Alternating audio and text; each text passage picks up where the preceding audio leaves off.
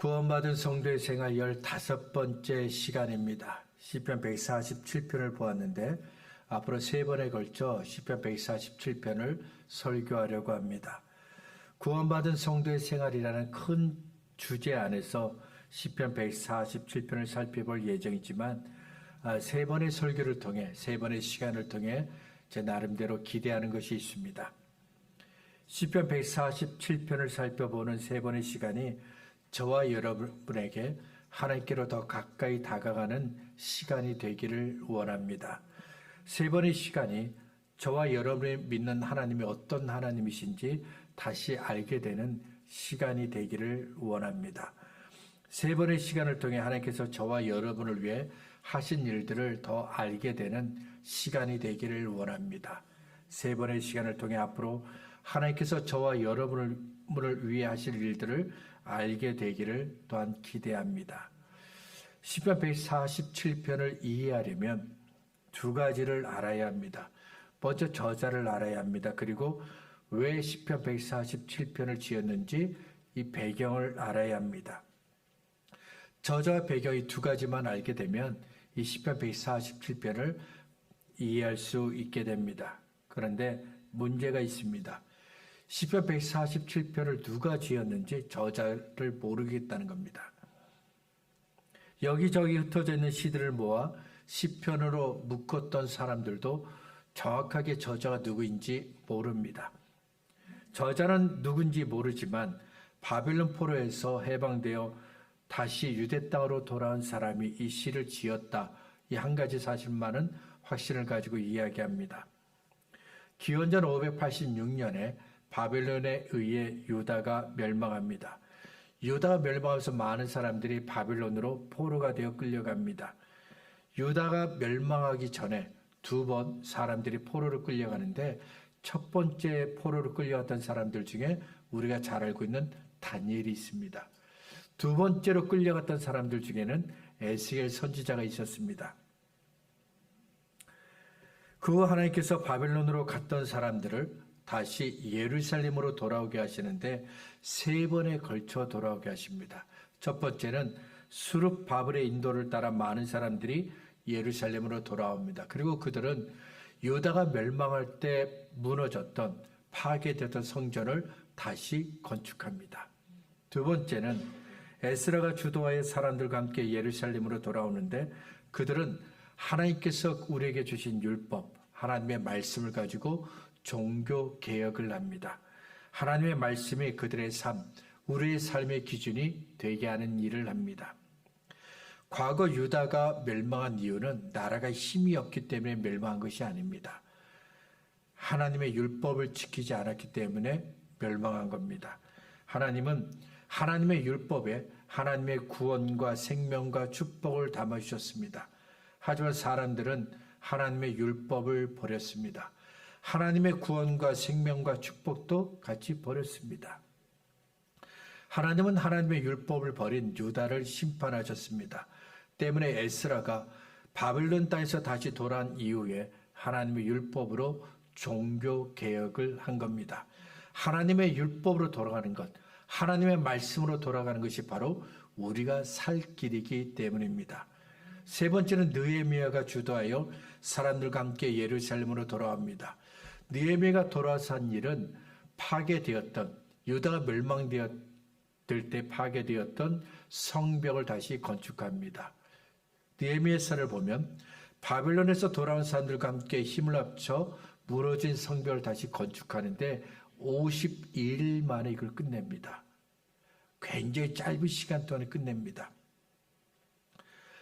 바벨론 땅에서 돌아온 사람들, 성전을 건축하고 종교 개혁을 하고 성벽을 다시 건축했던 그 사람들 중에 시편 147편의 저자도 있었습니다. 이것은 시편 147편을 이해하는 중요한 단서가 됩니다. 그를 포함해서 바벨론으로 끌려갔던 사람들 중에서 우리가 언젠가는 다시 예루살렘으로 돌아갈 것이다, 유대 땅으로 돌아갈 것이다 예상했던 사람은 한 사람도 없었습니다. 그들은 모두 고향을 그리워했지만 다시 예루살렘으로 돌아갈 수 있을 것이라고 생각하지는 않았습니다. 밤에 침대에 누우면 다시 예루살렘으로 돌아가는 꿈을 꿉니다. 아침에 눈을 뜨면 다시 예루살렘으로 돌아가는 것은 절대로 이루어질 수 없는 꿈이라는 사실을 깨닫게 됩니다. 그런데 지금 그들이 예루살렘에 있습니다. 이루어질 수 없는 꿈이라고 여겼던 예루살렘에 그들이 있습니다. 바벨론에서 돌아온 어느 날 시편 147편의 저자는 하나님께서 지금까지 하신 일들을 한번 생각해 보았습니다. 기억 속에서 꺼내어 살펴보았습니다. 때로는 기억을 더듬어 가면서 잊혀졌던 것들을 다시 회상했습니다. 사람들과 나누었던 대화를 생각해 보았습니다. 그리고 그는 알게 되었습니다. 지금 내가 이 자리에 있는 것은 내 노력으로 이루어진 것이 아니라 전적인 하나님의 은혜 때문인 것을 알게 됩니다. 지금 내가 누리고 있는 이 모든 것들이 내 노력의 결과가 아니라 하나님의 무한하신 사랑 때문인 것을 알게 됩니다. 그래서 시편 147편을 통해 시인이 저자가 하나님의 은혜를 노래한 겁니다. 그에게 놀라운 일을 행하신 하나님, 우리에게 크고 놀라운 일을 행하신 하나님께 감사하며 찬양한 것입니다. 오늘은 첫 시간으로 1절부터 3절의 말씀을 보려고 합니다. 1절에서 저자는 사람이 우리가 하나님을 찬양하는 것은 선하다, 아름답다, 마땅하다고 이야기합니다. 왜 그럴까요? 하나님께서 베풀어 주신 그 은혜 때문입니다. 하나님께서 사람을 창조하셨습니다. 그때부터 사람은 하나님을 위해서 살아야 하는 존재가 되었습니다. 사람을 창조하신 하나님의 위대하심을 노래하게 하셨고 위대하신 하나님을 높이게 하셨습니다. 2절부터 3절은 1절에 대한 설명입니다. 1절에서 시인이 뭐라고 얘기합니까?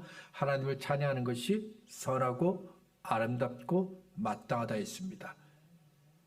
그 이유를 세 개의 단어를 가지고 설명하는데 세우다, 모으다, 고치고 싸매다. 세 개의 단어를 한번 하나씩 살펴보도록 하겠습니다. 먼저 첫 번째 단어는 세우다입니다. 이 2절 말씀을 보겠습니다. 여호와께서 예루살렘을 세우시며 이스라엘에 흩어진 자들을 모으시며. 여호와께서 예루살렘을 세우셨다고 했습니다. 하나님께서 다시 예루살렘을 건축했다는 말입니다. 다시 건축하셨다. 이스라엘은 하나님께서 택하신 백성이라는 자부심을 가지고 있습니다. 그들은 가나안 땅은 하나님께서 우리에게 주신 땅이라고 믿었습니다. 예루살렘은 하나님께서 거하시는 성읍이라고 믿었고 또한 그들은 하나님의 성전이 임재하신 하나님이 영원히 이스라엘과 함께 하시고 우리를 지켜주실 것이라고 믿었습니다. 이스라엘이 가진 자부심은 대단한 겁니다. 세상에 있는 그 어느 민족도 이런 자부심을 가질 수가 없습니다. 하나님께서 이스라엘을 꼭 집어 선택하시고 부르시고 구원하셨기 때문입니다. 하나님께서 이스라엘 땅을 이스라엘 백성들에게 땅을 주셨고 그 땅에 성전을 주셨기 때문입니다. 이스라엘이 받은 택하심과 부르심과 구원은 오직 이스라엘만을 위한 것입니다. 성전도 오직 이스라엘만을 위한 것입니다. 세상의 어느 민족도 이런 것을 받질 못했습니다. 하나님은 오직 이스라엘만 택하시고 부르시고 구원하셨고 그들에게만 성전을 주셨습니다. 때문에 이스라엘이 하나님의 택하심과 부르심과 구원을 자랑스럽게 여기고 그들에게 주신 땅을 자랑스럽게 여기고 성전을 자랑스럽게 여기며 자부심을 갖는 것은 당연한 겁니다. 그러니 그들의 자부심이 얼마나 대단했겠습니까? 그렇지만 그들의 삶은 그들이 가진 자부심과는 달랐습니다. 어울리지 않았습니다. 자부심은 위대했지만 그들의 삶은 자부심과 달랐습니다. 이스라엘은 하나님이 아닌 우상을 선택합니다. 하나님의 말씀대로 살기보다는 자기들이 하고 싶은 대로 욕심을 따라 삽니다. 하나님의 구원을 받은 사람으로 살기보다는 이 세상에 참 어울리는 적합한 사람으로 살합니다. 결국 자부심과 어울리지 않는 삶은 이스라엘이 믿었던 모든 것들을 무너지게 합니다. 이스라엘이 자랑했던 모든 것들을 잃어버리게 됩니다. 나라는 바벨론에 의해 멸망을 당합니다. 예루살렘 성은 무너지고 성전도 파괴됩니다. 하나님은 이스라엘 백성에게 주셨던 그 자부심을 저와 여러분에게도 주셨습니다. 이스라엘이 받았던 택하심과 부르심 저와 여러분도 받았습니다. 이스라엘 백성이 받았던 그 구원 저와 여러분도 받았습니다. 이스라엘이 누렸던 하나님의 임재와 동행 저와 여러분도 받았습니다. 우리는 하나님께서 주신 것들을 자랑스럽게 여겨야 합니다. 나는 하나님께서 택하시고 부르시고 구원하신 사람이라는 자부심을 가지고 살아야 합니다. 나는 하나님께서 임재하시고 동행하시는 사람이라는 자부심을 갖고 살아야 합니다. 그리고 우리의 삶은 우리가 가진 자부심에 어울리는 알맞는 삶이 되어야 합니다. 포장은 화려하고 큰데 그 안에 있는 것은 빈약하고 보잘것없으면 안 됩니다. 자부심이 위대한 만큼 저와 여러분의 삶도 자부심만큼 위대해야 합니다. 이스라엘이 가진 자부심은 위대했다고 했습니다. 하지만 그들의 삶은 그들이 가진 자부심과 어울리지 않았습니다. 그리고 하나님께서 주신 땅에 아름답게 세워졌던 것들이 다 무너집니다. 오랜 세월 지켰던 것들이 다 무너지고 그들에게 남은 것은 아무것도 없게 됩니다. 그런데 하나님께서 그 무너진 예루살렘을 다시 건축하십니다. 아무것도 없는 땅에 하나님의 것들을 다시 세워주셨습니다. 이스라엘 백성이 죄를 지었을 때 하나님은 이스라엘로부터 떠나셨습니다. 죄가 있는 곳에는 하나님이 계시지 않습니다. 이스라엘이 죄를 지을 때마다 하나님을 조금씩 멀어지셨습니다. 이스라엘의 죄가 차고 넘치자 하나님은 예루살렘을 떠나셨고 이스라엘로부터 떠났습니다. 그리고 예루살렘은 무너지게 됩니다. 하지만 지금은 하나님께서 다시 예루살렘을 세워주셨습니다. 우리에게 있는 것들도 하나님께서 다시 세워주신 것입니다. 에베소서 2장을 보면 허물과 죄로 죽었던 우리를 살리셨다는 말씀으로 시작합니다. 본래 우리는 죄 때문에 하나님의 진노를 받아 죽었던 사람들입니다. 죄 때문에 죽었던 사람들이에요. 죽을 지경에 이르렀다는 것이 아닙니다. 이미 죽었던 사람들이에요. 그런데 하나님께서 우리에게 예수님을 보내주셨습니다. 예수님께서 십자가에 못 박혀 죽으시면서 죄가 있던 우리를 구원하셨습니다. 모든 죄를 사하셨습니다.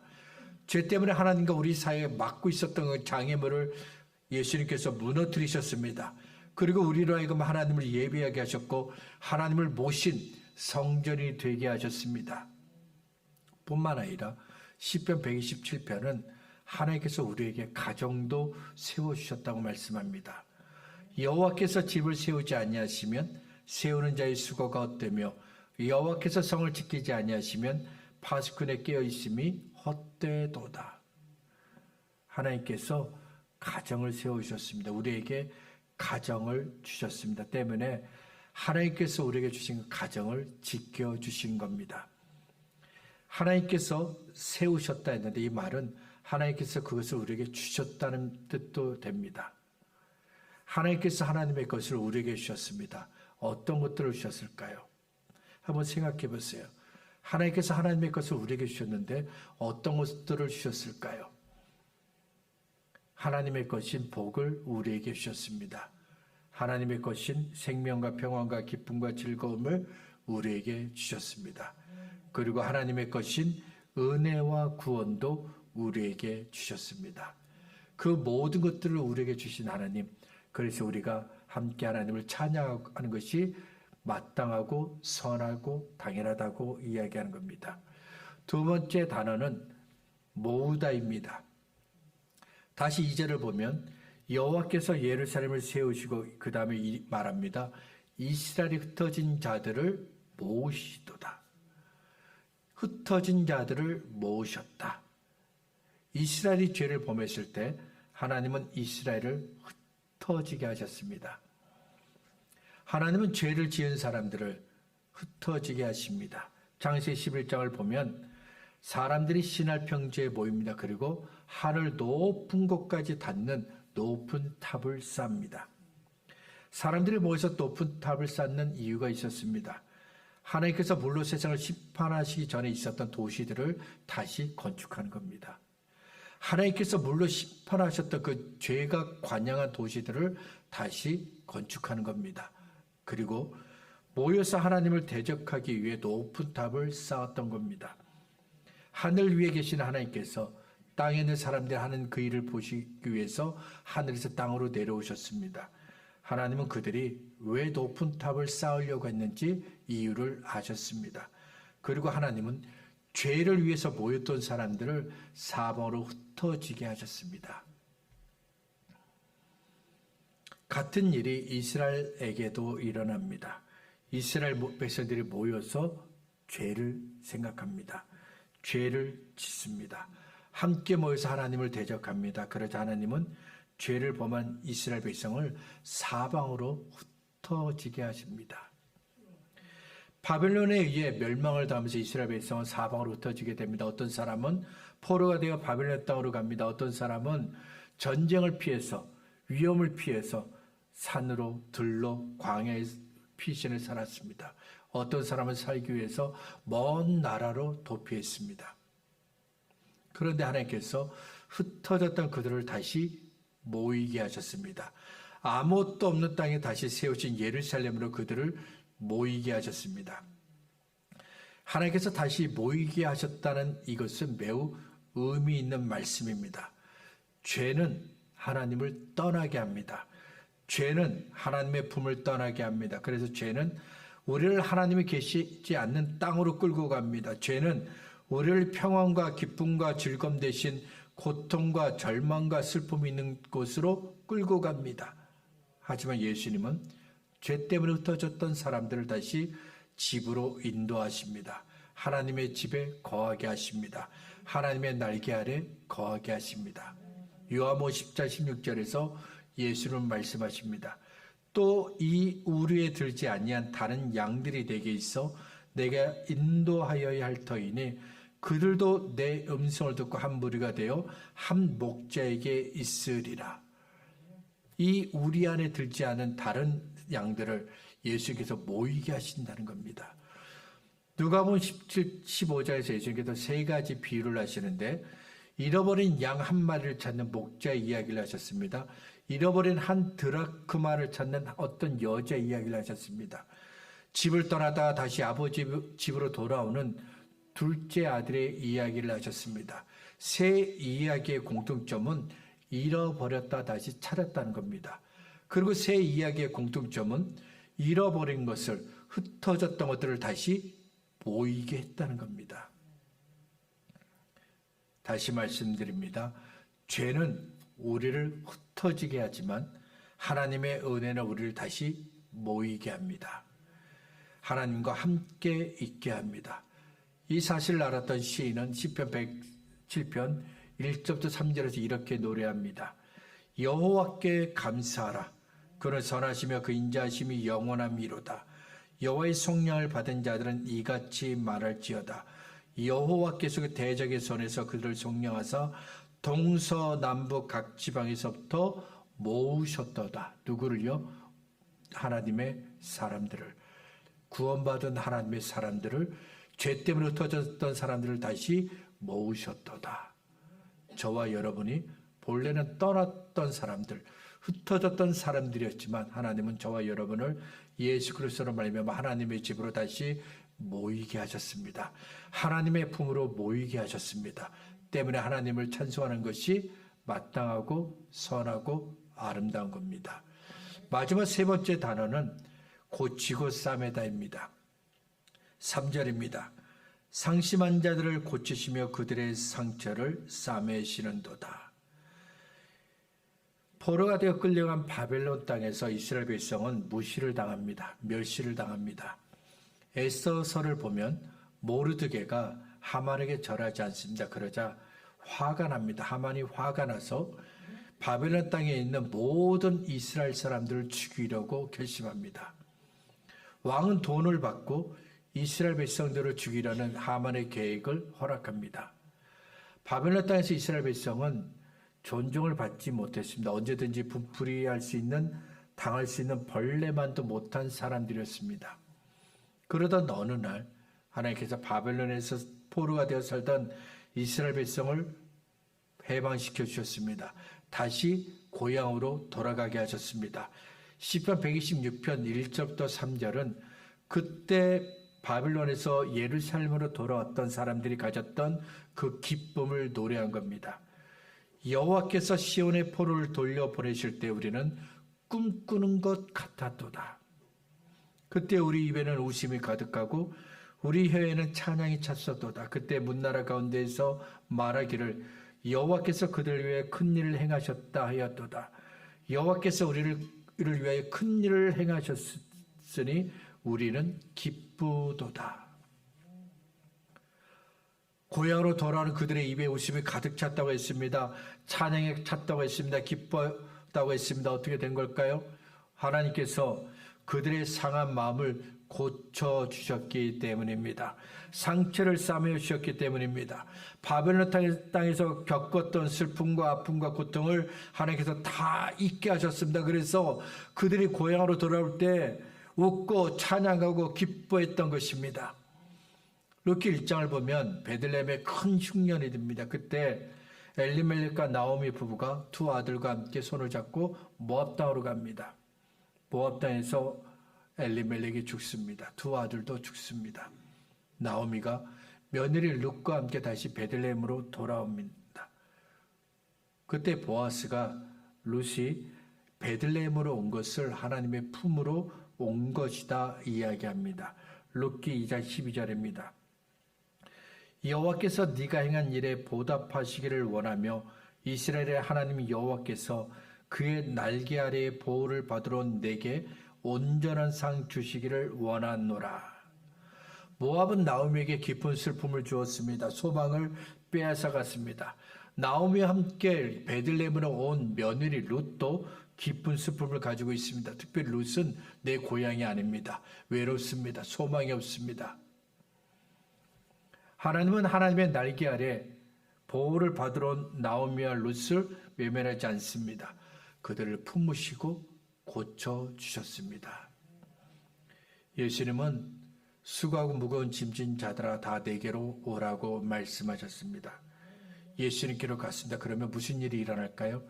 예수님께서 우리의 아픈 것들을 고쳐주십니다.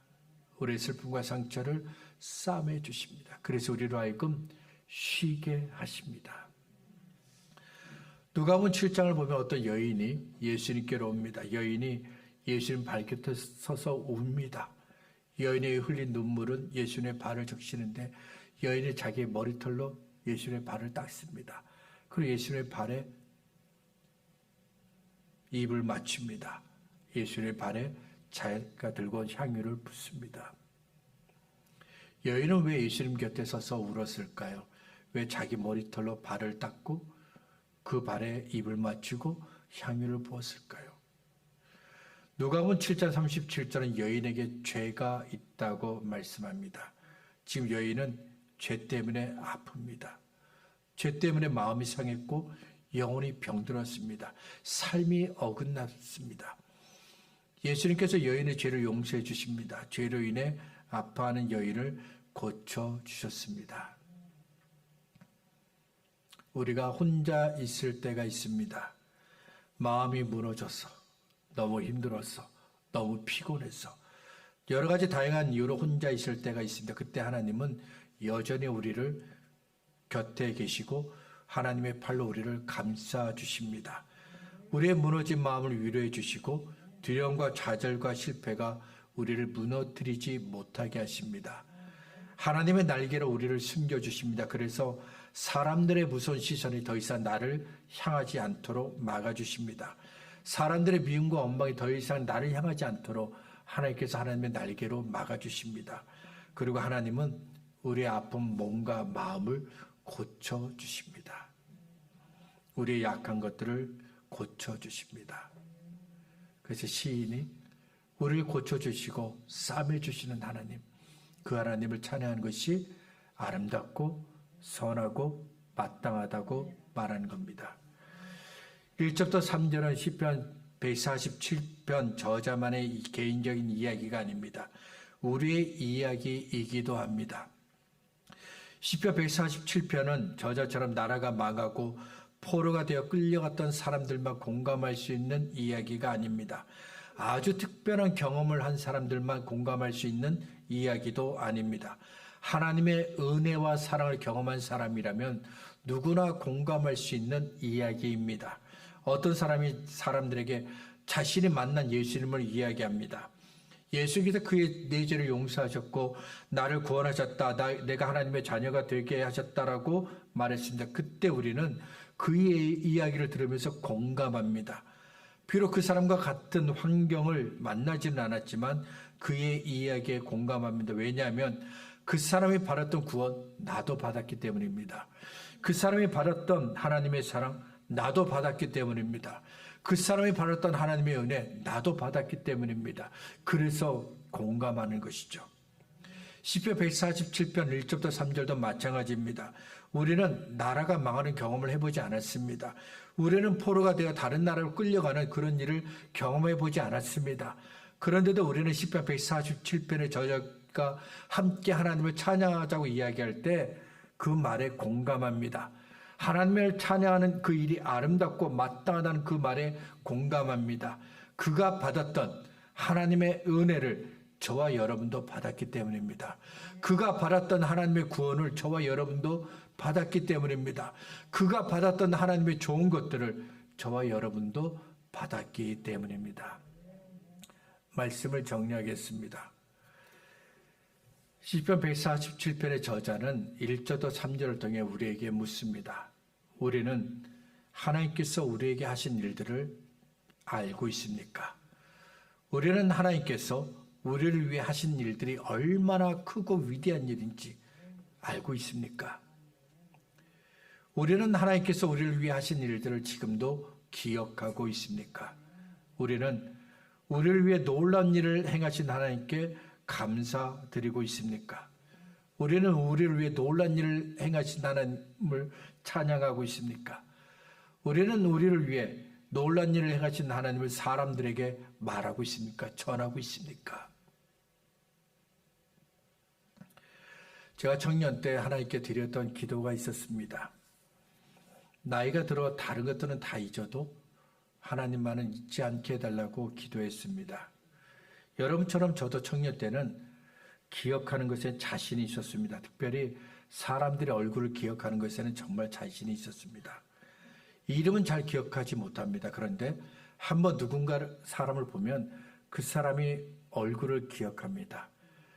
언제 어디서 만났는지, 그가 무슨 일을 하고 있었는지 다 기억합니다.